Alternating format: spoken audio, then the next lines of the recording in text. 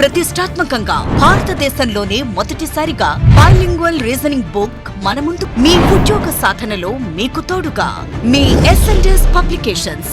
సంప్రదించవలసిన phone numbers 8070555577 మరియు 9032064822. ఈరోజు మనం ఏపీ ఎకానమీలో భాగంగా ఆంధ్రప్రదేశ్ యొక్క పరిశ్రమల గురించి డిస్కస్ చేయబోతున్నాం. ముఖ్యంగా అసలు పరిశ్రమ అంటే ఏంటి, పారిశ్రామికీకరణ అంటే ఏంటి, ఆంధ్రప్రదేశ్లో పరిశ్రమల అభివృద్ధికి ఆంధ్రప్రదేశ్ ప్రభుత్వం తీసుకున్నటువంటి చర్యలేంటి, అలాగే కేంద్ర ప్రభుత్వం తీసుకున్నటువంటి చర్యలేంటి, మన ఆంధ్రప్రదేశ్లో కేంద్ర ప్రభుత్వం సంబంధించినటువంటి సంస్థలు ఏమైనా ఉన్నాయా, పరిశ్రమల అభివృద్ధి కోసం ఎటువంటి స్కీమ్స్ ఉన్నాయి అనేది మనం డిస్కస్ చేస్తే ఆంధ్రప్రదేశ్ పరిశ్రమలు, ఏపీ పరిశ్రమలు. అసలు పరిశ్రమ అంటే ఏంటి, వాట్ ఈజ్ ఇండస్ట్రీ? పరిశ్రమ అంటే అర్థం ఏంటంటే ముడి పదార్థాలను ఉపయోగించి వస్తువులను తయారు చేసే ఒక ప్రక్రియని, వస్తువులను తయారు చేసే ఒక యూనిట్ని పరిశ్రమ అంటారు. ముడి పదార్థాలను ఉపయోగించి వస్తువులను తయారు చేసే ఒక ప్రక్రియ లేదా ఒక యూనిట్ని పరిశ్రమ అంటారు. మరి పారిశ్రామికీకరణ అంటే ఏంటి? పారిశ్రామికీకరణ అంటే అర్థం పరిశ్రమలు రోజు రోజుకి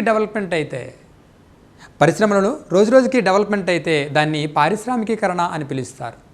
ఒకసారి ఆర్థిక వ్యవస్థను ఎన్ని రంగాలుగా విడదీస్తారు అని పరిశీలిస్తే దేశంలో సిఎస్ఓ, ప్రజెంట్ దాన్ని ఎన్ఎస్ఓగా మార్చారు, నేషనల్ స్టాటిస్టికల్ ఆఫీస్. ఒకప్పుడు ఆర్థిక వ్యవస్థను 3 రంగాలుగా విడదీసేవారు. ఒకప్పుడు ఆర్థిక వ్యవస్థను ఏ విధంగా విడదీసేవారని చూస్తే నెంబర్ 1 ప్రాథమిక రంగము, ప్రైమరీ సెక్టార్ అంటాం, ప్రాథమిక రంగము. నెంబర్ 2 ద్వితీయ రంగము, సెకండరీ సెక్టార్, ద్వితీయ రంగము. నెంబర్ 3 తృతీయ రంగము, టెర్షరీ సెక్టార్.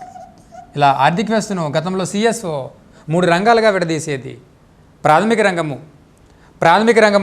ద్వితీయ రంగము, తృతీయ రంగాలుగా 3 రంగాలుగా విడదీసేది. ఇప్పుడు వ్యవసాయ రంగము, పారిశ్రామిక రంగము, సేవా రంగాలుగా విడదీస్తుంది. ప్రాథమిక రంగానికి వ్యవసాయ రంగానికి ఒక చిన్న తేడా ఉంది, అలాగే ద్వితీయ రంగానికి పారిశ్రామిక రంగానికి ఒక చిన్న తేడా ఉంది. వ్యవసాయ రంగము అనే పదము కంటే ప్రాథమిక రంగము అనే పదం విశాలమైనది, అలాగే ద్వితీయ రంగము అనే పదము కంటే పారిశ్రామిక రంగము అనే పదం చాలా విశాలమైనది. ఒకప్పుడు ఆర్థిక వ్యవస్థను ఈ ప్రాథమిక, ద్వితీయ, తృతీయ రంగాలుగా విడదీసేది సిఎస్ఓ, కానీ ఇప్పుడు వ్యవసాయ, పారిశ్రామిక, సేవా రంగాలుగా విడదీస్తుంది. ఇందుకే ప్రాథమిక రంగము అంటే ఏంటి, ద్వితీయ రంగం అంటే ఏంటి, తృతీయ రంగం అంటే ఏంటి, ఇందులో మనకు కావాల్సింది పరిశ్రమలు అంటే పారిశ్రామిక రంగం గురించి డిస్కస్ చేయాలి. ప్రాథమిక రంగము అంటే ప్రకృతిపై ఆధారపడిన రంగాన్ని ప్రాథమిక రంగము అని పిలుస్తారు. మరి ద్వితీయ రంగము లేదా పారిశ్రామిక రంగము అంటే అర్థం ఏంటి? ప్రకృతిపై ఆధారపడిన సహజ సంపదనంతటినీ కూడా ఉపయోగించి వస్తువులు తయారు చేసే పరిశ్రమలను, వస్తువులు తయారు చేసే రంగాన్ని పారిశ్రామిక రంగము అంటారు. మరి సేవా రంగం అంటే ఏంటి? ఈ 2 రంగాలకు అందించే సేవలను సేవా రంగము అని పిలుస్తారు. ఈ 2 రంగాలకు అందించే సేవలను సేవా రంగము అని పిలుస్తారు. ఏ దేశం అభివృద్ధి చెందాలన్నా, ఏ రాష్ట్రం అభివృద్ధి చెందాలన్నా ముఖ్యంగా వ్యవసాయ, పారిశ్రామిక, సేవా రంగాలు ఈ 3 కూడా కీలక పాత్ర పోషించాలి. ఒకసారి వ్యవసాయ రంగము, పారిశ్రామిక, సేవా రంగాల గురించి పరిశీలిస్తే అందులో ఓన్లీ మనం పారిశ్రామిక రంగం గురించి డిస్కస్ చేస్తున్నాం కాబట్టి పారిశ్రామిక రంగం అంటే ఏంటో ఒకసారి చూస్తే పారిశ్రామిక రంగం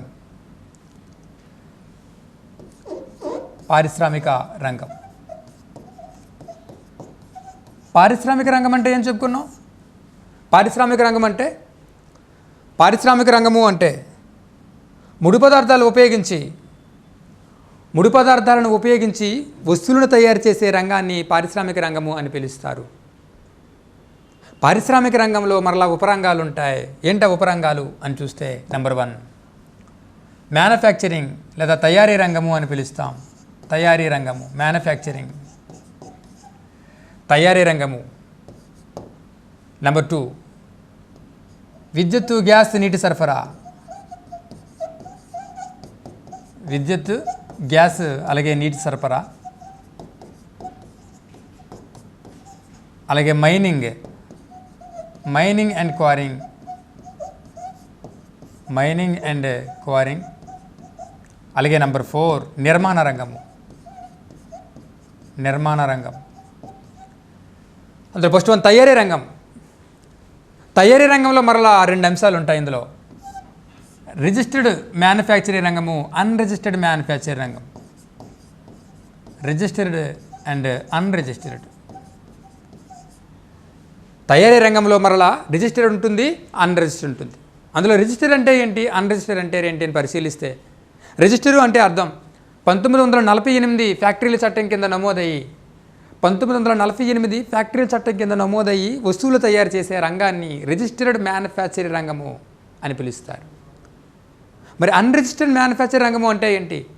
1948 ఫ్యాక్టరీల చట్టం కింద నమోదు కాకుండా వస్తువులు తయారు చేసే రంగాన్ని ఏమంటాం? అన్రిజిస్టర్డ్ మ్యానుఫ్యాక్చరింగ్ రంగము అని పిలుస్తారు. అయితే ఈ రెండింటిలో అభివృద్ధికి చిహ్నం ఏది, డెవలప్మెంట్కి సింబల్ ఏది అని చూస్తే రిజిస్టర్డ్ మ్యానుఫ్యాక్చరింగ్ రంగమే. ఉదాహరణకి ఏంది రిజిస్టరు, ఏది అన్రిజిస్టర్ అని పరిశీలిస్తే, ఒకప్పుడు కేఎఫ్సి ఉండేది. ఒకప్పుడు కేఎఫ్సి ఆయన ఏం చేశారంటే తాను చేసినటువంటి ఆ పదార్థాలను, తాను చేసినటువంటి ఐటమ్స్ని గ్రామాల్లో మామూలుగా సైకిల్ మీద లేదా స్కూటీ మీద లేదా బండి మీద వెళ్ళి తన ఉత్పత్తులు అమ్మేవాడు. అప్పుడు అది అన్రిజిస్టర్డ్ మ్యానుఫ్యాక్చరింగ్ చట్టం కిందకి వెళ్ళేది. కానీ ఇప్పుడు ఒక కంపెనీ పెట్టి దాన్ని 1948 ఫ్యాక్టరీల చట్టం కింద నమోదయ్యి ఇప్పుడు అందులో సంబంధించినటువంటి వ్యాపార వ్యవహారాలు నిర్వహిస్తున్నారు. కాబట్టి ఏది డెవలప్మెంట్కి చిహ్నం ఏది అంటే రిజిస్టర్డ్ మ్యానుఫ్యాక్చరింగ్ రంగమే అని చెప్పాలి. కాబట్టి పారిశ్రామిక రంగంలో మరలా ఉపరంగాలు ఏంటి అని చూస్తే, నెంబర్ 1 తయారీ రంగము. తయారీ రంగంలో మరలా ఎవరు ఉంటారని చెప్పాం? రిజిస్టర్డ్ మ్యానుఫ్యాక్చరింగ్ రంగం ఉంటుంది, అలాగే అన్రిజిస్టర్డ్ మ్యానుఫ్యాక్చరింగ్ రంగం ఉంటుంది. అలాగే విద్యుత్తు, గ్యాసు, నీటి సరఫరా. ఎందుకంటే పరిశ్రమల్లో వస్తువులు ఉత్పత్తి అవ్వాలంటే విద్యుత్ సౌకర్యం కావాలి, గ్యాస్ ఫెసిలిటీ వాయువు కావాలి, అలాగే వాటర్ ఫెసిలిటీ నీటి సదుపాయాలు కావాలి. అందుకే ఈ పారిశ్రామిక రంగంలో ఇవి భాగాలుగా ఉంటాయి. అలాగే మైనింగ్ అండ్ క్వారింగ్, అలాగే నిర్మాణ రంగము. నిర్మాణ రంగంలో మరలా రూరల్ కన్స్ట్రక్షన్ ఉంటుంది, అర్బన్ కన్స్ట్రక్షన్ ఉంటుంది. ఇవి పారిశ్రామిక రంగంలో ఉపరంగాలు. అయితే ద్వితీయ రంగానికి మరి పారిశ్రామిక రంగానికి తేడా ఏంటంటే, ద్వితీయ రంగం అంటే ఈ తయారీ రంగం ఉంటుంది, విద్యుత్, గ్యాస్, నీటి సరఫరా ఉంటుంది, నిర్మాణ రంగం ఉంటుంది. అందులో మైనింగ్ అండ్ క్వారింగ్ ఉండదు. మైనింగ్ అండ్ క్వారింగ్ కలిసి ఉంటే అది పారిశ్రామిక రంగము, మినహాయించబడి ఉంటే అది ద్వితీయ రంగం. అందుకే ద్వితీయ రంగము అనే పదము కంటే పారిశ్రామిక రంగము అనే పదం విశాలమైనది అని చెప్పాలి. అయితే ఇప్పుడు మన ఆంధ్రప్రదేశ్కి సంబంధించి పారిశ్రామిక రంగాన్ని పరిశీలిస్తే, ఆంధ్రప్రదేశ్ రాష్ట్రంలో పుష్కలమైనటువంటి సహజ సంపద ఉన్నది. పుష్కలమైన సహజ సంపద ఉండడము అంటే ఏంటి? పుష్కలమైన సహజ సంపద ఉండడము అంటే ఉదాహరణకి ఆస్బెస్టాస్ ఉందండి, రాతినార. ఆస్బెస్టాస్ ఉత్పత్తిలో రాష్ట్రం ప్రథమ స్థానంలో ఉన్నది. ఆస్బెస్టాస్ దీన్ని రాతినార అంటాం. ఈ రాతినార ఉత్పత్తిలో ఆంధ్రప్రదేశ్ ప్రథమ స్థానంలో ఉన్నది. దేశంలో సుమారుగా 11% ఆస్బెస్టాస్ నిల్వలు, రాతినార నిల్వలు మన ఆంధ్రప్రదేశ్లో ఉన్నవి. ఇవి ఎక్కువగా ఎక్కడున్నవంటే కడప జిల్లాలోని పులివెందుల, అలాగే బ్రాహ్మణపల్లిలో లభ్యమవుతున్నవి. ఇక్కడ ఆస్బెస్టాస్ ఉత్పత్తిలో మన రాష్ట్రం ప్రథమ స్థానంలో ఉన్నది అని చెప్పాలి. ఆస్బెస్టాస్ ఉత్పత్తిలో మన రాష్ట్రం ప్రథమ స్థానంలో ఉన్నది. అలాగే రాష్ట్రంలో లైమ్స్టోన్, అలాగే బాక్సైట్, అలాగే బాక్సైట్ కానీ, అలాగే బైరటీస్ వంటి ఖనిజ సంపద కూడా పుష్కలంగా లభిస్తున్నది. అందుకే సమ్టైమ్స్ ఆంధ్రప్రదేశ్ని రత్నగర్భ అని కూడా పిలుస్తారు. ఎందుకు రత్నగర్భ అని పిలుస్తారంటే, ఆంధ్రప్రదేశ్లో పుష్కలమైనటువంటి ఖనిజ సంపద ఉన్నది. ఉదాహరణకి ఆస్బెస్టాస్ చెప్పుకున్నాం, అలాగే లైమ్స్టోన్, అలాగే బాక్సైట్, అలాగే లైమ్స్టోన్ కానీ, బాక్సైట్ కానీ, అలాగే బైరటిస్ కానీ, అలాగే ఆస్బెస్టాస్ కానీ, అలాగే విదేశీ మారక ద్రవ్యాన్ని ఎక్కువగా తెచ్చిపెట్టే ఉత్తమ శ్రేణి అబ్రకం నిల్వలు మన నెల్లూరు జిల్లాలోని గూడూరులో కూడా లభ్యమవుతున్నవి. అబ్రకం నిల్వలు విదేశీ మారక ద్రవ్యాన్ని ఆర్జించే, ఎక్కువగా తీసుకొచ్చే ఉత్తమ శ్రేణి అయినటువంటి అబ్రకం నిల్వలు కూడా ఎక్కడున్నాయంటే మన రాష్ట్రంలోని నెల్లూరులోని గూడూరులో లభ్యమవుతున్నవి. నెల్లూరు జిల్లాలోని గూడూరులో అబ్రకం నిల్వలు కూడా ఉన్నాయి. అలాగే ఎర్రచందనం కలప కూడా మన రాష్ట్రంలో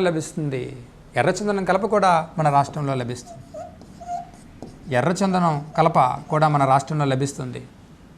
అందుకే ఈ విధంగా పుష్కలమైనటువంటి ఖనిజ సంపద ఉందని మన రాష్ట్రాన్ని ఏమని పిలుస్తున్నాం? రత్న గర్భ అని పిలుస్తున్నారు. రత్న గర్భ అని కూడా పిలుస్తారు. సమ్టైమ్స్ ఆంధ్రప్రదేశ్ రాష్ట్రాన్ని రివర్ స్టేట్, నదుల రాష్ట్రము అని కూడా పిలుస్తారు. ఆంధ్రప్రదేశ్ రాష్ట్రాన్ని నదుల రాష్ట్రము అని కూడా పిలుస్తారు. ఎందుకంటే నిరంతరము నిత్యం ప్రవహించే గోదావరి, కృష్ణా నదులు మనకి నిరంతరం కూడా నీటిని అందిస్తున్నాయి.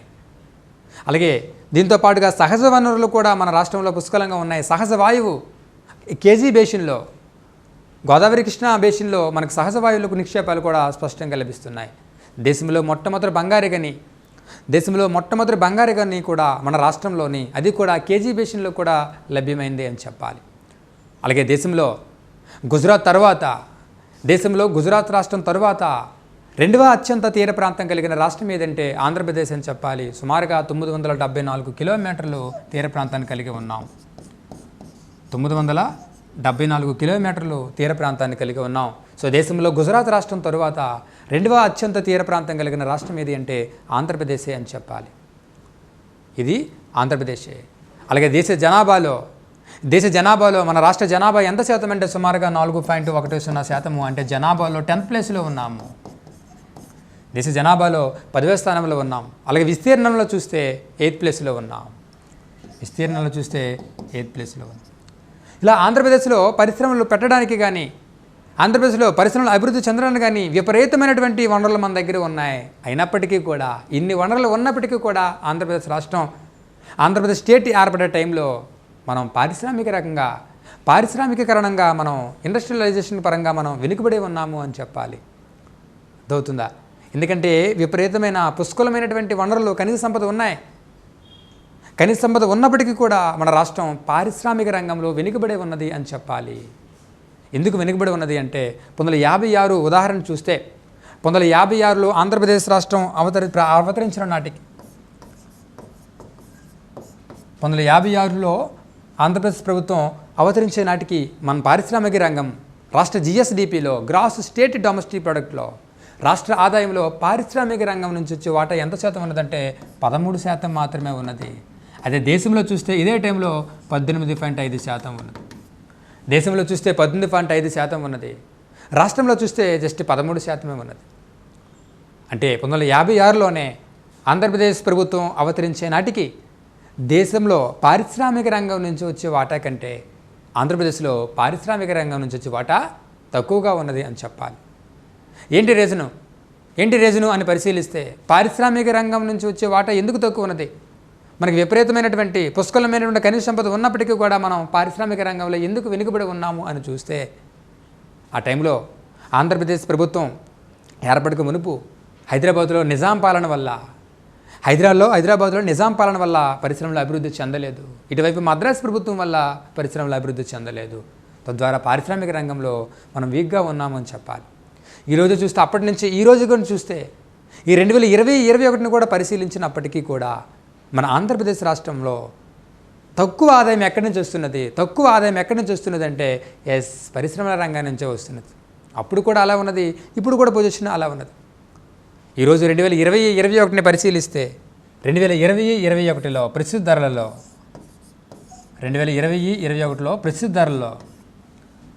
ఆంధ్రప్రదేశ్ ప్రభుత్వాన్ని పరిశీలిస్తే 2020-21 ప్రస్తుత ధరలో మన ఆదాయాన్ని పరిశీలిస్తే రాష్ట్ర GSDPలో సేవా రంగం నుంచి ఎంత వస్తున్నది అని చూస్తే సేవా రంగం నుంచి సుమారుగా 40.89% వస్తున్నది.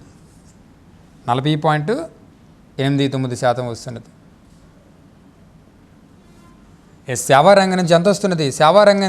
అని చూస్తే 40.89% సేవా రంగం నుంచి వస్తున్నది 2020-21లో. అదే పారిశ్రామిక రంగం నుంచి ఎంత వస్తున్నది?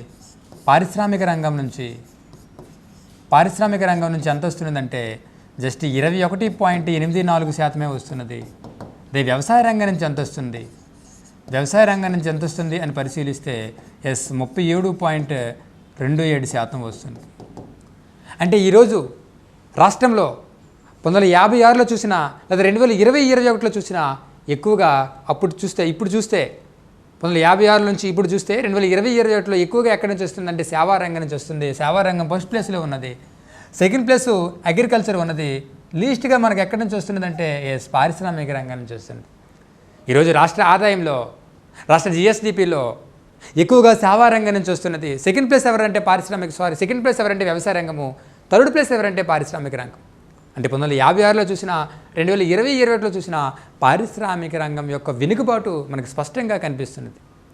ఇదే దేశంలో పరిశీలిస్తే, ఇదే 2020-21 నాటికి దేశంలో పరిశీలిస్తే దేశంలో సేవా రంగం నుంచి ఎంత వస్తున్నది? సేవా రంగం నుంచి ఎంత వస్తున్నది అంటే దేశంలో 54% పైన వస్తున్నది. సేవా రంగం నుంచి చూస్తే దేశంలో 54% వస్తున్నది. అదే పారిశ్రామిక రంగంలో చూస్తే 26% వస్తున్నది. అగ్రికల్చర్ సెక్టార్, వ్యవసాయ రంగంలో చూస్తే ఎంత ఆదాయం వస్తుందంటే జస్ట్ 2020-21 నాటికి 20% వస్తుంది. అంటే రాష్ట్రంలో కానీ దేశంలో కానీ పారిశ్రామిక రంగం కొంచెం వెనుకబడి ఉంది అని చెప్పాలి. మరి సేవా రంగానికి బేస్ ఏది? రోజు రోజుకి సేవా రంగం యొక్క ఉత్పత్తులు పెరుగుతున్నాయి. సేవా రంగంలో ఆదాయం పెరుగుతుంది. ఓకే, ఎంతవరకు పెరుగుద్ది? మరి సేవా రంగానికి బేస్ ఏది అంటే పారిశ్రామిక రంగమే. కానీ మన రాష్ట్రంలో చూసినా దేశంలో చూసినా పారిశ్రామిక రంగం చాలా వీక్గా ఉంది. కానీ పారిశ్రామిక రంగాన్ని బలోపేతం చేయవలసిన అవసరం ఎంతైనా ఉన్నది. అయితే ఇప్పుడు ఇందులో భాగంగా 1956లో ఏం చెప్పుకున్నాం? 1956లో రాష్ట్ర జిఎస్డిపిలో ఆంధ్రప్రదేశ్ రాష్ట్ర జిఎస్డిపిలో గ్రాస్ స్టేట్ డొమెస్టిక్ ప్రోడక్ట్లో ఎంత శాతం వస్తుందని చెప్పుకున్నాం? 13% వస్తుందని చెప్పుకున్నాం. ఇదే టైంలో దేశంలో పారిశ్రామిక రంగం నుంచి ఎంత వస్తుందని చెప్పాము? 18.5% వస్తుంది. అంటే మనకి పుష్కలమైనటువంటి ఖనిజ సంపద ఉన్నప్పటికీ కూడా ఎందుకు తక్కువ వస్తుంది అని చూస్తే చెప్పాను ఆల్రెడీ, నిజాం ప్రభుత్వం వైఫల్యం వల్ల, మద్రాసు ప్రభుత్వం వైఫల్యం వల్ల పరిశ్రమలు పెద్దగా అభివృద్ధి చెందలేదు. అందుకే ఆ టైంలో మనం ముఖ్యంగా వ్యవసాయ ఆధార రాష్ట్రంగా ఉన్నాము తప్ప పారిశ్రామిక ఆధార రాష్ట్రంగా లేము. పారిశ్రామిక రంగంలో బాగా వీక్గా ఉన్నాం 1956 ఆ టైంలో. అందుకోసమనే ఎన్సిఏఈఆర్ ఏముంటుందంటే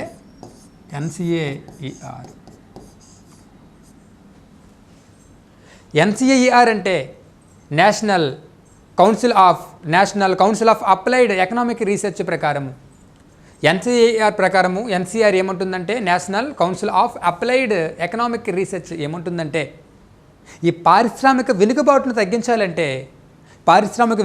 తగ్గించాలంటే ముఖ్యంగా దేనికి ప్రాధాన్యత ఇవ్వాలంటున్నారు? దేనికి ప్రాధాన్యత ఇవ్వాలంటే వ్యవసాయ ఆధార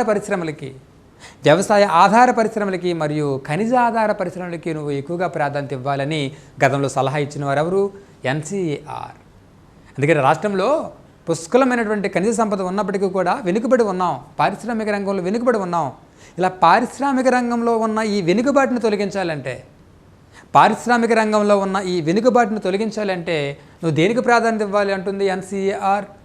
దేనికి ప్రాధాన్యత ఇవ్వాలంటుందని ఎన్సిఏఆర్ అని చూస్తే దేనికి ప్రాధాన్యత ఇవ్వాలంటే వ్యవసాయ ఆధారిత పరిశ్రమలకి అలాగే ఖనిజ ఆధారిత పరిశ్రమలకి ప్రాధాన్యత ఇవ్వాలని సూచించను. వ్యవసాయ ఆధారిత పరిశ్రమలకి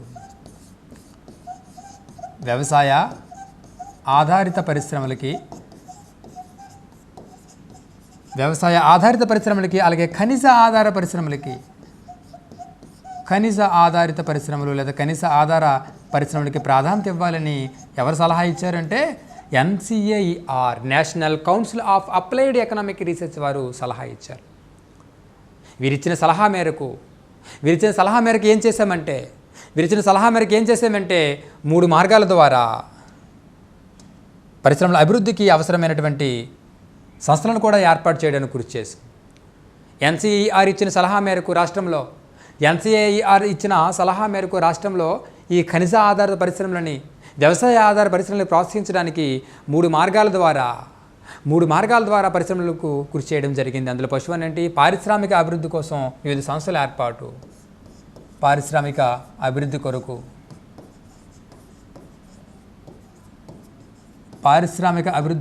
వివిధ సంస్థల ఏర్పాటు. మనం పారిశ్రామిక అభివృద్ధి కొరకు వివిధ సంస్థలు ఏర్పాటు చేయాలి. నెంబర్ 2, కేంద్ర ప్రభుత్వ యూనిట్లే రాష్ట్రంలో ఏర్పాటు చేయాలి. కేంద్రమే రాష్ట్రంలో కొన్ని సంస్థలను ఏర్పాటు చేయాలి. కేంద్ర ప్రభుత్వ యూనిట్లను లేదా కేంద్ర ప్రభుత్వ సంస్థలను రాష్ట్రంలో ఏర్పాటు చేయాలి. కేంద్ర ప్రభుత్వ యూనిట్లను రాష్ట్రంలో ఏర్పాటు చేయాలి. అలాగే నెంబర్ 3, పారిశ్రామిక క్షేత్రాలు లేదా పారిశ్రామిక ఎస్టేట్లను ఏర్పాటు చేయాలి. పారిశ్రామిక క్షేత్రాలు లేదా పారిశ్రామిక ఎస్టేట్లను ఏర్పాటు చేయాలి.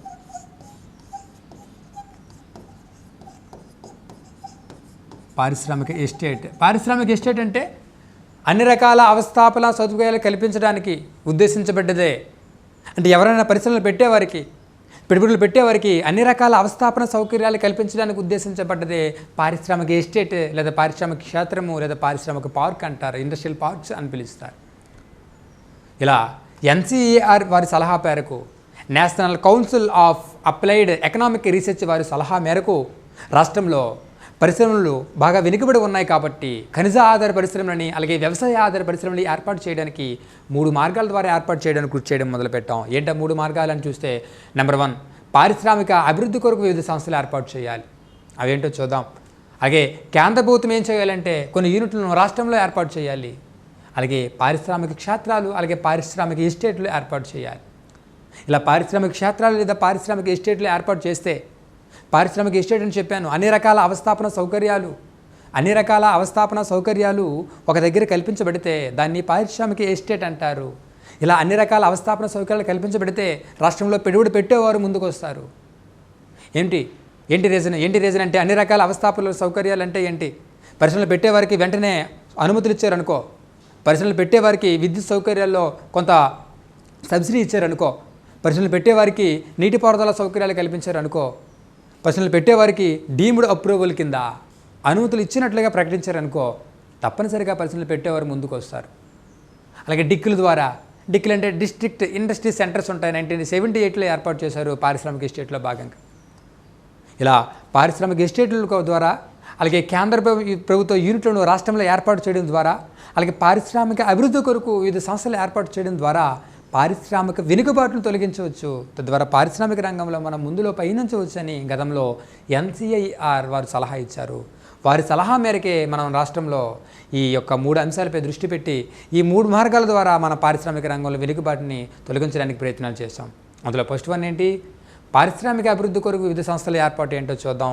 ఏ సంస్థలు ఏర్పాటు చేశారు పారిశ్రామిక అభివృద్ధి కొరకు అని పరిశీలిస్తే, పారిశ్రామిక అభివృద్ధి కొరకు వివిధ సంస్థల ఏర్పాటు. పారిశ్రామిక అభివృద్ధి కొరకు వివిధ సంస్థల ఏర్పాటు ఏంటవి? నెంబర్ 1 పారిశ్రామిక అభివృద్ధి కొరకు ఏర్పాటు చేసిన సంస్థలు. పారిశ్రామిక అభివృద్ధి కొరకు ఏర్పాటు చేసిన సంస్థలు ఏంటి? ఏర్పాటు చేసిన సంస్థలు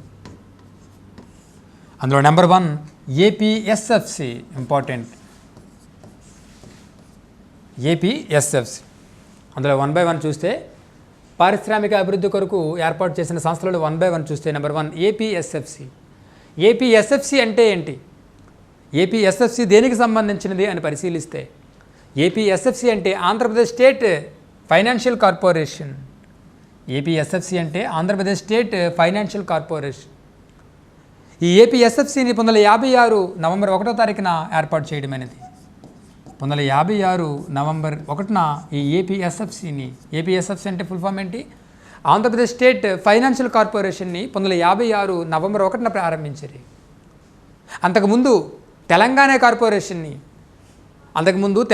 కార్పొరేషన్ని అలాగే ఆంధ్రప్రదేశ్ కార్పొరేషన్ని రెండింటిని కలిపి ఆంధ్రప్రదేశ్ స్టేట్ ఫైనాన్షియల్ కార్పొరేషన్ కింద 1956 నవంబర్ 1లో దీన్ని ఏర్పాటు చేశారు. అయితే అంతకంటే ముందు SFC చట్టాన్ని ఎప్పుడు తీసుకొచ్చారు అని చూస్తే, స్టేట్ ఫైనాన్షియల్ కార్పొరేషన్ యాక్ట్ కూడా ఉంది ఇండియాలో. స్టేట్ ఫైనాన్షియల్ కార్పొరేషన్ యాక్ట్ 1951లో తీసుకొచ్చారు. SFC యాక్ట్ 1951లో తీసుకొచ్చారు.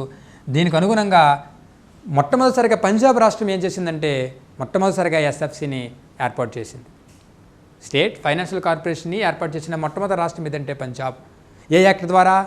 SFC state financial corporation act 1951 ప్రకారము పంజాబ్ మొదటిసారిగా స్టేట్ ఫైనాన్షియల్ కార్పొరేషన్ని ప్రారంభించింది. అయితే ఆంధ్రప్రదేశ్కి వచ్చేసరికి APSFC 1956 నవంబర్ 1న ప్రారంభించారు.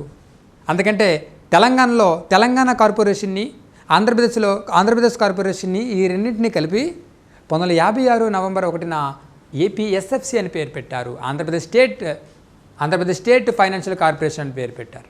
అయితే ఇందులో 60% వాటా ఎవరిది అని చూస్తే ఇందులో 60% వాటా ఎవరిది అని పరిశీలిస్తే స్టేట్ గవర్నమెంట్ది. ఏపీ ఎస్ఎఫ్సిలో 60% వాటా ఎవరిదంటే స్టేట్ గవర్నమెంట్ది. ఐడిబిఐ వాటా కూడా ఇందులో ఉన్నది. సుమారుగా 39% వాటా ఎవరిదంటే ఐడిబిఐది. స్టేట్ గవర్నమెంట్ వాటా చూస్తే 60%. అలాగే ఐడిబిఐ వాటా ఎంత శాతం ఉన్నది? ఐడిబిఐ వాటా ఎంత శాతం ఉన్నది అంటే 39% ఉంది ఐడిబిఐ. అలాగే మిగతా 1% ఎవరిదంటే ప్రైవేట్ వ్యక్తులది అని చెప్పాలి. మిగతా 1% ఎవరిదంటే ప్రైవేట్ వ్యక్తులది అని చెప్పాలి. అయితే ఏపీఎస్ఎఫ్సి ఏం చేస్తుంది? ఏపీఎస్ఎఫ్సి యొక్క విధులు ఏంటి అని చూస్తే ఆల్రెడీ మనకి వేరే టాపిక్లో వస్తుంది. పారిశ్రామిక విత్తం అనే దగ్గర ఇంకా డెప్త్గా చెప్పుకోవచ్చు. ఇప్పుడు బ్రీఫ్గా పారిశ్రామిక అభివృద్ధి కొరకు ఏర్పాటు చేసిన సంస్థలు ఏవో మనం డిస్కస్ చేస్తున్నాం. బ్రీఫ్గా చెప్తాను. మళ్ళీ పారిశ్రామిక విత్తం అనే టాపిక్ ఉంది మనకి. పారిశ్రామిక విత్తం అనే టాపిక్లో అన్ని అంశాలు కూడా మరలా వస్తాయి. జస్ట్ కొంచెం బ్రీఫ్గా చెప్పుకుంటే, అయితే ఏపీఎస్ఎఫ్సి యొక్క విధి ఏంటి? ఏపీఎస్ఎఫ్సి ఎందుకు ప్రారంభించారు? రాష్ట్రంలో ఎందుకు దీన్ని ఏర్పాటు చేశారని పరిశీలిస్తే రాష్ట్రంలో చిన్న తరహా అలాగే మధ్య తరహా పరిశ్రమలకి, రాష్ట్రంలో చిన్న తరహా స్మాల్ అండ్ మీడియం, చిన్న తరహా మరియు మధ్య తరహా పరిశ్రమలకు అవసరమైన, రాష్ట్రంలో చిన్న తరహా మరియు మధ్య తరహా పరిశ్రమలకు అవసరమైన స్వల్పకాలిక, మధ్యకాలిక, దీర్ఘకాలిక రుణాలు ఇవ్వాలి అనే ఉద్దేశంతో రాష్ట్రంలో చిన్న తరహా పరిశ్రమలకి అలాగే మధ్య తరహా పరిశ్రమలకి అవసరమైన స్వల్పకాలిక, మధ్యకాలిక, దీర్ఘకాలిక రుణాలు అందించాలి అనే ఉద్దేశంతో ప్రారంభించబడ్డదే ఏపీఎస్ఎఫ్సి. అలాగే దీనితో పాటుగా రాష్ట్రంలో ఉపాధి అవకాశాలు కల్పించి పరిశ్రమలను అభివృద్ధి చేయడం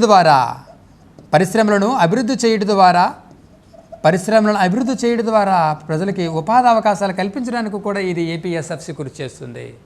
అలాగే రాష్ట్రంలో ఆర్థిక అసమానతలు తొలగించడానికి, రాష్ట్రంలో ఆర్థిక అసమానతలు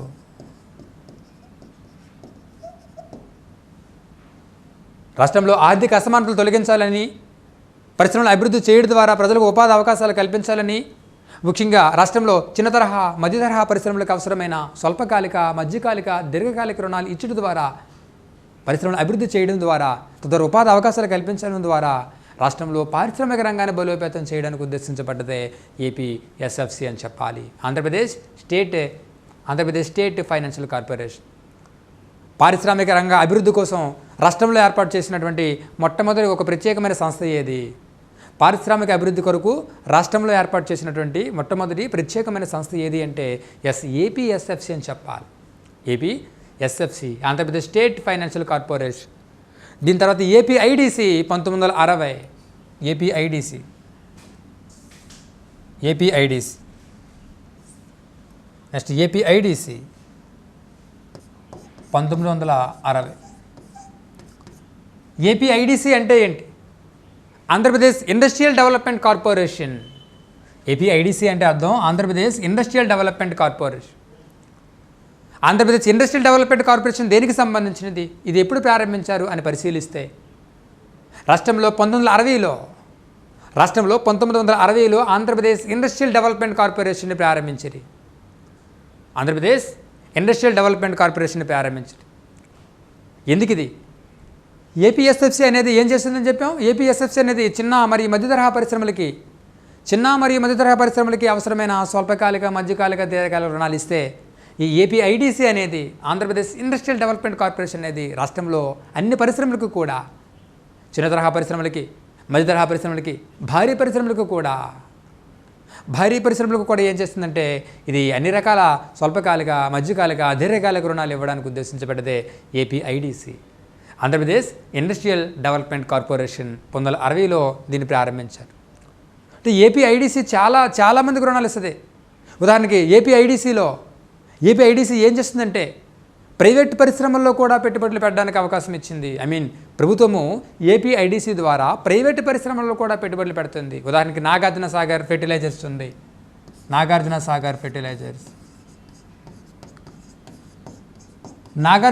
ఫెర్టిలైజర్ని పరిశీలిస్తే నాగార్జున సాగర్ ఫెర్టిలైజర్స్లో కూడా కొంత వాటా ఎవరు కలిగి ఉన్నారు? రాష్ట్ర ప్రభుత్వం కలిగి ఉన్నది. దేని ద్వారా అంటే ఏపీఐడిసి ద్వారానే సాధ్యమైనది. కాబట్టి రాష్ట్రంలో అన్ని రకాల పరిశ్రమలకి, ముఖ్యంగా రాష్ట్రంలో అన్ని రకాల చిన్న తరహా, స్వల్పకాలిక, మధ్యకాలిక, అలాగే చిన్న తరహా, మధ్య తరహా, అలాగే భారీ పరిశ్రమలకు అవసరమైన స్వల్పకాలిక, మధ్యకాలిక, దీర్ఘకాలిక రుణాలు ఇవ్వడానికి ఉద్దేశించబడ్డదే ఏపీఐడిసి అని చెప్పాలి. ఆంధ్రప్రదేశ్ ఇండస్ట్రియల్ డెవలప్మెంట్ కార్పొరేషన్ 1960లో ప్రారంభించారు. ఇది రాష్ట్ర ప్రభుత్వం ఇందులో ప్రైవేట్ పరిశ్రమలో కూడా పెట్టుబడులు పెట్టడానికి అవకాశం ఉంది. అందుకే నాగార్జున సాగర్ ఫెర్టిలైజర్స్లో రాష్ట్ర ప్రభుత్వం కూడా కొంత వాటాను కలిగి ఉన్నది. దేని ద్వారా అంటే ఏపీఐడిసి ద్వారా అని చెప్పాలి. ఇది కూడా పారిశ్రామిక అభివృద్ధి కొరకు ఏర్పాటు చేసినటువంటి సంస్థగా పేర్కొనవచ్చు. దీని తర్వాత ఏపీఎండిసి.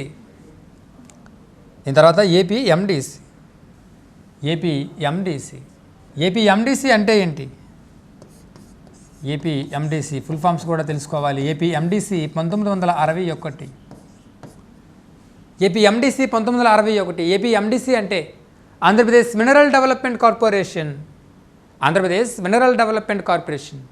అంటే ఆంధ్రప్రదేశ్లో ఉన్నటువంటి ఖనిజాలను వెలికి తీయడం ద్వారా, ఆంధ్రప్రదేశ్లో ఉన్నటువంటి ఖనిజ సంపదని వెలికి తీయడం ద్వారా పారిశ్రామిక రంగాన్ని బలోపేతం చేసి మన రాష్ట్ర ఆదాయాన్ని, పారిశ్రామిక రంగంలో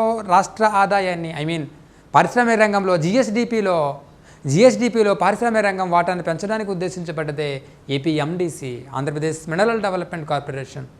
దీని ద్వారా ఆంధ్రప్రదేశ్లో ఖనిజాలు ఎక్కువగా ఎక్కడున్నాయి, మినరల్స్ ఎక్కువగా ఎక్కడున్నాయి, వాటిని వెలికి తీసి ఏం చేస్తారంటే పారిశ్రామిక రంగం వైపు తరలిస్తారు. ఇలా ఖనిజ సంపదను వెలికి తీయడానికి ఉద్దేశించబడ్డదే APMDC, Andhra Pradesh mineral development corporation. దీన్ని 1961లో ఏర్పాటు చేయడం అనేది పారిశ్రామిక అభివృద్ధి కొరకు ఏర్పాటు చేసే సంస్థల్లో భాగంగా. ఇది ఏపీఎండిసి. దీని తర్వాత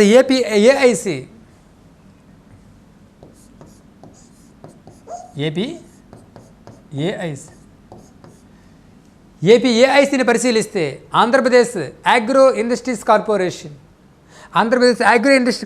ఎప్పుడు వచ్చింది అంటే 1969. ఆల్రెడీ చెప్పుకున్నాం. ఎన్సీఏఈఆర్ వారు ఏం చెప్పారు? రాష్ట్రంలో పారిశ్రామిక రంగం వెనుకబడి ఉంది కాబట్టి వెనుకబడిన దాన్ని తగ్గించాలంటే దేనికి ప్రాధాన్యత ఇవ్వాలన్నారు? ఖనిజ ఆధార పరిశ్రమలకి, అలాగే వ్యవసాయ ఆధార పరిశ్రమలకి ప్రాధాన్యత ఇవ్వాలన్నారు. అందుకోసమనే మనం ఈ యొక్క ఏపీఏఐసిని కూడా తీసుకొచ్చాం. ఏపీఏఐసి అంటే Andhra Pradesh state agro industries corporation అంటే వ్యవసాయ ఆధార పరిశ్రమలు. ఎందుకంటే మన రాష్ట్రం వ్యవసాయ ఆధారిత రాష్ట్రము, వ్యవసాయ రంగం ఎక్కువగా ఉంది. ఈ వ్యవసాయ ఆధారిత పరిశ్రమలు ఏర్పాటు చేస్తే ఒక పక్క వ్యవసాయ రంగంతో పాటుగా మరొక పక్క పారిశ్రామిక రంగం కూడా డెవలప్మెంట్ అవుతుంది అనే ఉద్దేశంతో ఏపీఏఐసిని కూడా ప్రారంభించారు 1969లో. ఏపీఏఐసి అంటే ఏం చెప్పుకున్నాం? Andhra Pradesh agro industries corporation. Agro industries అంటే వ్యవసాయ ఆధార పరిశ్రమలు ప్రారంభించాలి. వ్యవసాయ ఆధార పరిశ్రమల ద్వారా పారిశ్రామిక రంగాన్ని బలోపేతం చేయడం ద్వారా పారిశ్రామిక రంగ వెనుకబాటును తగ్గించవచ్చు అనేది దీని యొక్క ముఖ్య ఉద్దేశము. ఏపీఐసి 1969. దీని తర్వాత ఏపీఎస్టీసీ 1970.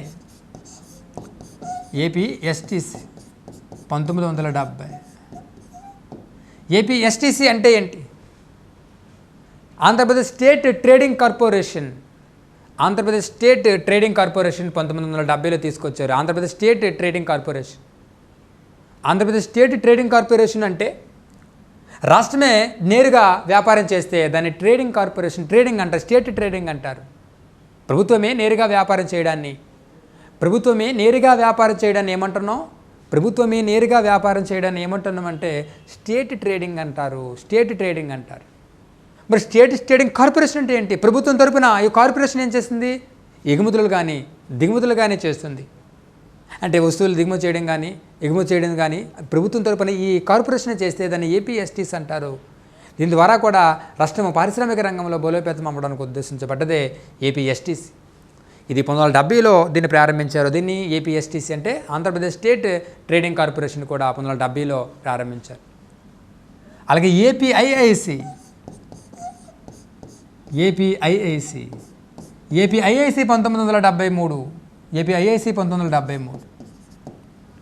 ఏపీఐఐసి అంటే ఏంటి? వెరీ వెరీ ఇంపార్టెంట్ ఇది ఏపీఐఐసి కోసం. ఎందుకంటే సెజ్జల్లో స్పెషల్ ఎకనామిక్ జోన్లో కూడా కీలక పాత్ర పోషించేది ఏపీఐఐసినే.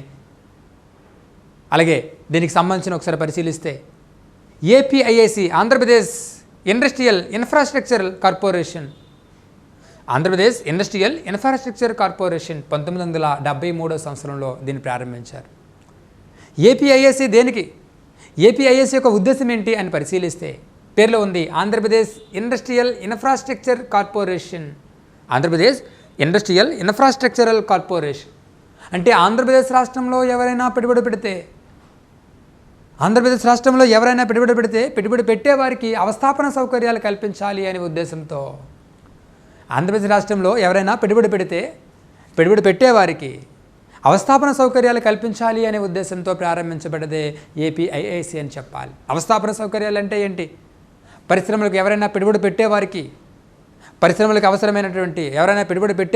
అవసరమైనటువంటి విద్యుత్ సౌకర్యాలు కల్పించడము కానీ, నీటిపారుదల సౌకర్యాలు కల్పించడము కానీ, లేదా మంచి రవాణా సదుపాయాలు కల్పించడం కానీ, లేదా ఇంటర్నెట్ ఫెసిలిటీస్ని కల్పించడం కానీ, లేదా టెలిఫోన్ ఫెసిలిటీస్ని కల్పించడం కానీ, ఇవన్నీ కూడా అవస్థాపన సౌకర్యాల కిందకు వస్తాయి.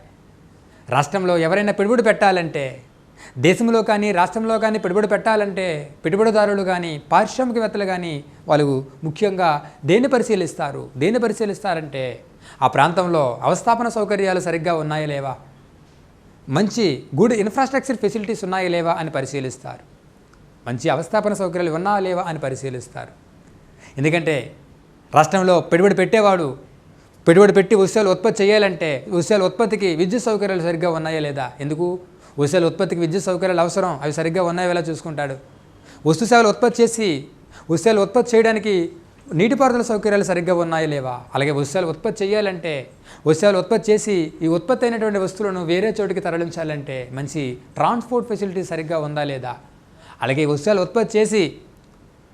ఉత్పత్తిని జాతీయ అంతర్జాతీయ స్థాయిలో దానికి డిమాండ్ కల్పించడానికి, దాని యొక్క నాణ్యతను గుర్తించడానికి మంచి ఇంటర్నెట్ సౌకర్యాలు కల్పిస్తున్నారా లేదా, మంచి బ్రాడ్బ్యాండ్ సౌకర్యాలు కల్పిస్తున్నారా లేదా అని చూసి పెట్టుబడి పెట్టడానికి ముందుకు వస్తాడు. పెట్టుబడి పెట్టడానికి ముందుకు వస్తాడు. ఈరోజు ఎక్కువగా పెట్టుబడులు అనేవి గుజరాత్కి మహారాష్ట్రకి ఎందుకు తరలిపోతున్నాయి? గుజరాత్ మహారాష్ట్రకే ఎందుకు తరలిపోతున్నాయంటే గుజరాత్లో మంచి ఇన్ఫ్రాస్ట్రక్చర్ ఫెసిలిటీస్ ఉన్నాయి, మహారాష్ట్రలో కూడా మంచి అవస్థాపన సౌకర్యాల కల్పన ఉంది. ఉదాహరణకి చెప్పాలంటే నరేంద్ర మోడీ గుజరాత్ ముఖ్యమంత్రిగా ఉన్నప్పుడు ఆయన పవర్ను బాగా డెవలప్మెంట్ చేశాడు. డెవలప్మెంట్ చేయడం అంటే చిన్న చిన్న కాలువకట్ల దగ్గర కానీ రిజర్వాయర్ల దగ్గర కానీ ఏం చేశాడంటే సోలార్ పవర్ ప్లాంట్ని ఏర్పాటు చేశాడు. సోలార్ పవర్ ప్లాంట్ని ఎప్పుడైతే ఏర్పాటు చేశాడో పవర్ ప్రొడక్షన్ పెంచాడు. పవర్ ప్రొడక్షన్ ఎప్పుడైతే పెరిగిందో పవర్ చాలా తక్కువ ధరకే లభించేసేది. దీంతో పెట్టుబడిదారులందరూ కూడా విద్యుత్ అక్కడ తక్కువ ధరకు లభించడంతో పెట్టుబడిదారులందరూ కూడా రాష్ట్రానికి పెట్టుబడి పెట్టడానికి ముందుకు వెళ్ళారు. అలాగే మహారాష్ట్రలో కూడా ఏం జరిగింది, మహారాష్ట్రలో కూడా పెట్టుబడి పెట్టేవారు అక్కడ మంచి ట్రాన్స్పోర్ట్ ఫెసిలిటీస్ ఉన్నాయి, మంచి ఇంటర్నెట్ ఫెసిలిటీస్ ఉన్నాయి, అక్కడ మంచి బ్రాడ్బ్యాండ్ సౌకర్యాలు ఉన్నాయి, అక్కడ మంచి వాటర్ సోర్సెస్ కూడా ఉన్నాయి. అందుకే ఎక్కువగా పెట్టుబడులు ఎక్కడికి తరలిపోతున్నాయి అంటే మహారాష్ట్ర కానీ గుజరాత్ కానీ తరలిపోతున్నాయి. మరి ఏపీఐఏసీ యొక్క ప్రాధాన్యత ఏంటి, ఏపీఐఏసీ యొక్క విధి ఏంటి అని పరిశీలిస్తే ఆంధ్రప్రదేశ్ ఇండస్ట్రియల్ ఇన్ఫ్రాస్ట్రక్చర్ కార్పొరేషన్ ఏం చేస్తుంది, రాష్ట్రంలో ఎవరైనా పెట్టుబడి పెట్టేవారికి అవసరమైన అవస్థాపన సౌకర్యాలను ఇన్ఫ్రాస్ట్రక్చర్ ఫెసిలిటీస్ని కల్పించడానికి ఉద్దేశించబడ్డదే ఏపీఐఏసీ అని చెప్పాలి. ఏపీఐఏసీ ఏం చేస్తుందంటే స్థల సేకరణ చేస్తుంది. స్థల సేకరణ చేయడం అంటే రాష్ట్రంలో ఎవరైనా సరే పెట్టుబడి పెట్టడానికి ముందుకు వచ్చినప్పుడు యాక్చువల్గా గవర్నమెంట్ ఏం చేస్తుందంటే, రాష్ట్ర ప్రభుత్వం ఏం చేస్తుందంటే కొంత భూమిని సేకరించి, ఎవరు భూమిని సేకరిస్తారంటే పరిశ్రమల వాణిజ్య శాఖ వారు కొంత భూమిని సేకరించి ఏపీఐఏసీకి ఇస్తారు. ఉదాహరణకి 3 లక్షల ఎకరాల భూమిని సేకరించి ఏపీఐఏసీకి ఇచ్చారు. మరి 7 లక్షల ఎకరాలను సేకరించి ఏపీఐఏసీకి ఇవ్వబోతున్నారు. మొత్తం 10 లక్షల ఎకరాలు ఇవ్వబోతున్నారు. దాన్నే ల్యాండ్ బ్యాంక్ అంటారు, లేదా భూ బ్యాంక్ అని పిలుస్తాం. ఈ భూమిని ఎవరు సేకరిస్తారని చెప్పుకున్నాం, పరిశ్రమల వాణిజ్య శాఖ వారు ఈ భూమిని సేకరిస్తారు. ఈ సేకరించిన భూమిని ఎవరికి ఇస్తారు, ఏపీఐఏసీకి ఇస్తారు. ఏపీఐఏసీ అంటే ఆంధ్రప్రదేశ్ ఇండస్ట్రియల్ ఇన్ఫ్రాస్ట్రక్చర్ కార్పొరేషన్కి ఇస్తారు. ఇప్పుడు ఏపీఐఏసీ ఏం చేస్తుంది ఆ భూమిని, రాష్ట్రంలో ఎవరైనా పెట్టుబడి పెట్టడానికి ముందుకు వచ్చిన వాడుకు మన భూమి ఉండాలి కదా, స్థలం ఉండాలి కదా, ఆ స్థలాన్ని లీజుకి ఇవ్వడం కానీ లేదా అమ్మివేయడం కానీ చేస్తుంది. ఆ స్థలాన్ని లీజుకి ఇవ్వడం కానీ లేదా అమ్మివేయడం కానీ చేస్తుంది ఎవరు, ఏపీఐఏసీ.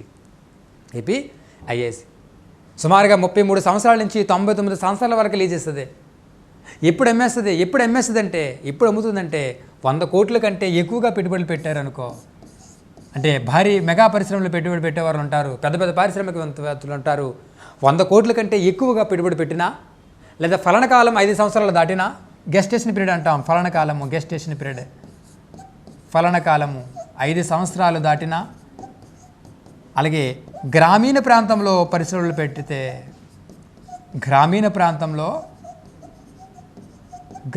ప్రాంతంలో ఎవరైనా పరిశ్రమలు పెడితే వారిని ప్రోత్సహించాలి అనే ఉద్దేశంతో ఆ టైంలో మాత్రమే భూమిని అమ్ముతుంది, మిగతా టైంలో లీజుకి ఇస్తుంది. ఎవరు? ఏపీఐఎస్. ఎప్పుడు అమ్ముతుందని చెప్పుకున్నాం?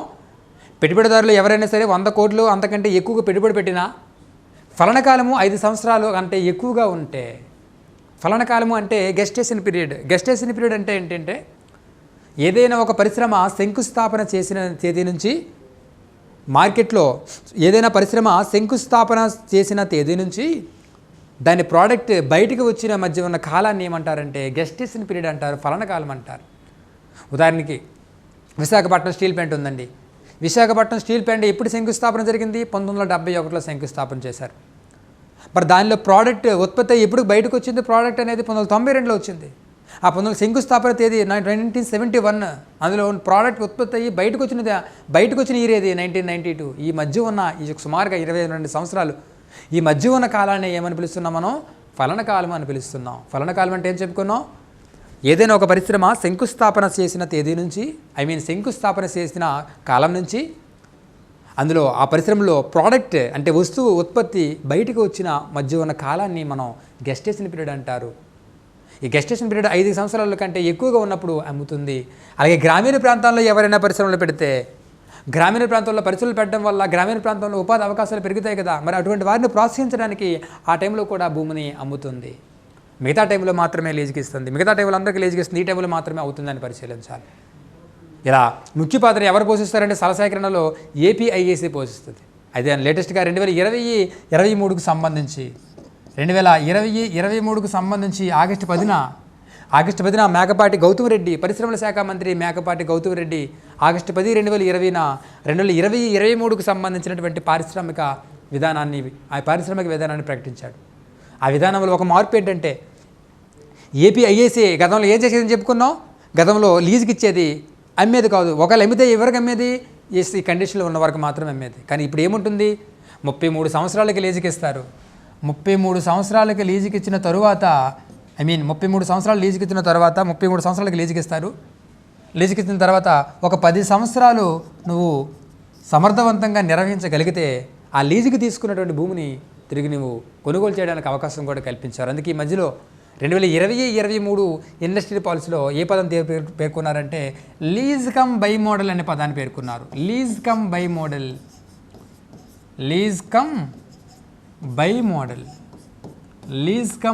మోడల్ అంటే ఏంటి? 33 సంవత్సరాలకి లీజు తీసుకున్నావు నువ్వు, అందులో మొదటి 10 సంవత్సరాల వరకు సమర్థవంతంగా సంస్థను నిర్వహించుకున్నావు. ఇప్పుడు ఆ లీజుకి తీసుకున్న భూమిని నువ్వేం చేయొచ్చు? అవసరమైతే ఏపీఐఏసీ నుంచి కొనుగోలు చేయొచ్చు. కానీ ఒకప్పుడు అట్లా అమ్మేది కాదు. ఎవరికి మాత్రం అమ్మేది? 100 కోట్ల కంటే ఎక్కువగా పెట్టుబడి పెట్టినా, ఫలనకాలం 5 సంవత్సరాల కంటే ఎక్కువగా ఉన్నా, లేదా గ్రామీణ ప్రాంతంలో పరిశ్రమలు పెట్టే వారికి మాత్రమే అమ్మేది. కానీ ఇప్పుడు ఏం మార్పు తీసుకొచ్చింది?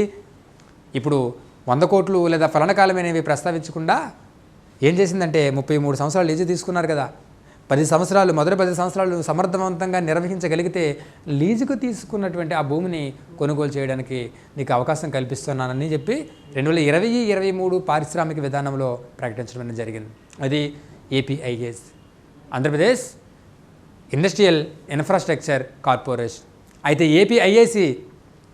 ఏపీఐఏసీ పబ్లిక్ ప్రైవేట్ పార్ట్నర్షిప్ ద్వారా, ప్రభుత్వ ప్రైవేట్ భాగస్వామ్యం ద్వారా ప్రాజెక్టులు చేపడుతుంది.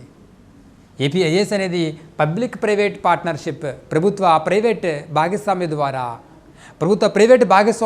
పబ్లిక్ ప్రైవేట్ పార్ట్నర్షిప్ ద్వారా ఏం చేస్తుందంటే ప్రాజెక్టులు నిర్వహించడమైనా జరుగుతుంది. ఉదాహరణకి హైదరాబాద్ హైటెక్ సిటీ ఉందండి. హైదరాబాద్ హైటెక్ సిటీ అనేది ఏపీఐఏసీ ద్వారానే ఆ ప్రాజెక్ట్ని చేపట్టింది. హైదరాబాద్ హైటెక్ సిటీని ఎవరు చేపట్టారో ప్రాజెక్ట్ అంటే ఏపీఐఏసీనే. అలాగే విశాఖపట్నంలో జవహర్లాల్ నెహ్రూ ఫార్మాసిటీ ఉంది. జవహర్లాల్ నెహ్రూ ఫార్మాసిటీని కూడా ఏపీఐఏసీ ద్వారానే ఈ ప్రాజెక్టును చేపట్టబడినది. మీ ఉద్యోగ సాధనలో మీకు తోడుగా మీ ఎస్ఎన్ఎస్ పబ్లికేషన్.